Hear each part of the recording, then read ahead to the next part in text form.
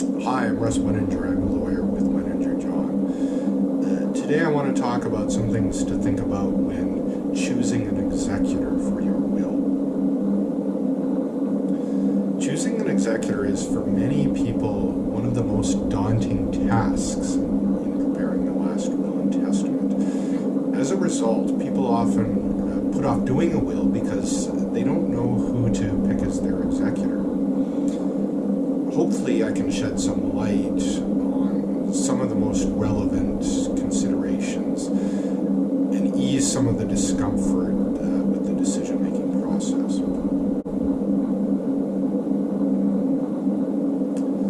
The first thing I like to suggest to clients is to brainstorm some possible candidates. People often apply filters right from the get-go, and this can make the process more difficult.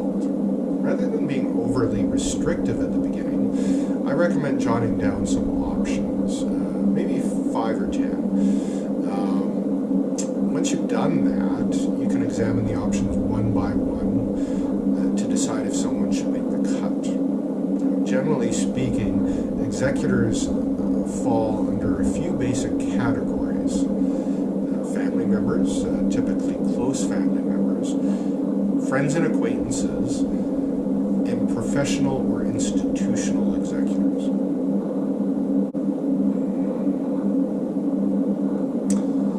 By far the most common thing to do is to pick close family members as executors. If a person has a spouse or common law partner, typically that person is the first choice. If a testator, and that's someone who's doing a will, if the testator doesn't have a spouse or common law partner, or they're estranged from their spouse or common law partner, adult children are a good option. If the person has no adult children, siblings or nieces and nephews should be considered. Sometimes cousins are chosen if the testator is an only child. Now, what about people like parents or uncles and aunts? They can be fine if the testator is still quite young, parent or uncle or aunt is still relatively young. However, in most cases, you want to avoid picking an elderly executor, except perhaps if that person is your spouse and you are elderly yourself.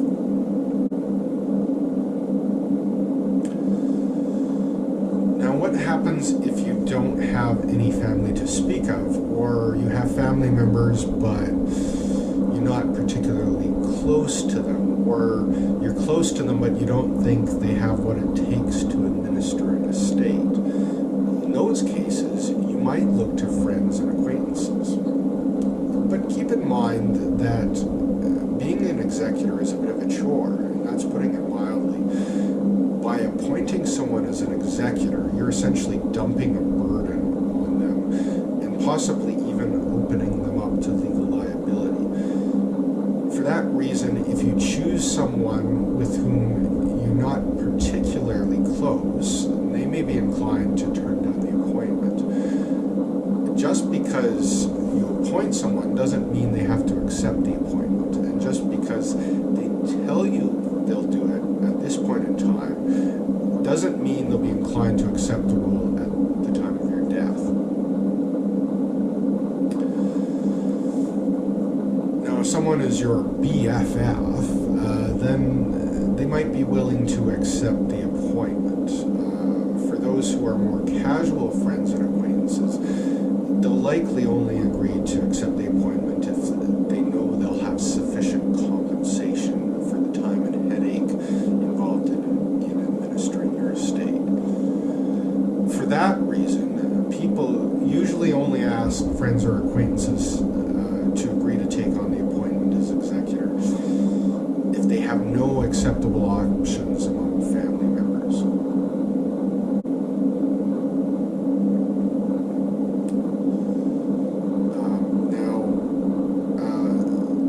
Sometimes professionals such as lawyers and accountants will be appointed as executors. In Canada, this is pretty rare. Any professional taking on an appointment as an executor is opening themselves up to potential liability. And for For that reason, a professional accepting an executor appointment will typically want to charge a lot of money for taking on the role, whereas executors who are family members and or beneficiaries, they'll often work for free. Many banks and financial institutions will accept executor appointments. Again, they'll charge a pretty penny for their services. Testators who are tremendously wealthy may wish to use professional or institutional executors. Also, testators who lack close family members or friends or feel it is inappropriate for some reason to choose their family members or friends, they may wish to consider appointing professional or institutional executors. Professional or institutional executors typically require testators to sign agreements in advance of doing their wills that specify things such as executor compensation. These agreements are usually explicitly referenced in the wills that are then drafted. It's also common for institutional executors to have clauses in such agreements that permit them to invest in their own financial products when administering estates for clients.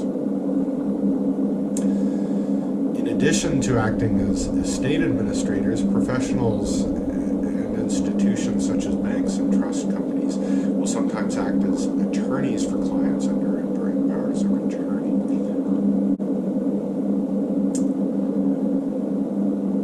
You want your executor to be reasonably smart and reasonably responsible, but that doesn't mean your executor needs a particular background, such as a degree in law or accounting or finance.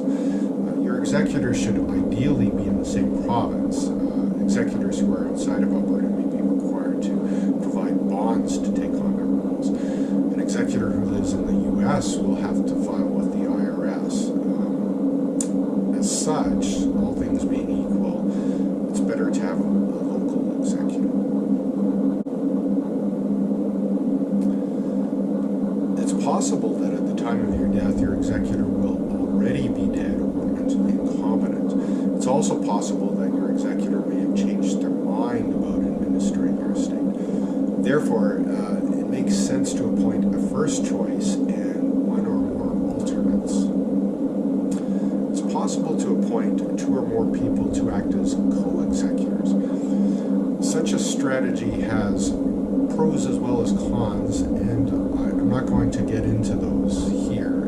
If you're picking two or more people to act as co-executors, consider whether you want them to act together on everything, or whether you are okay with them dividing up the workload as appropriate.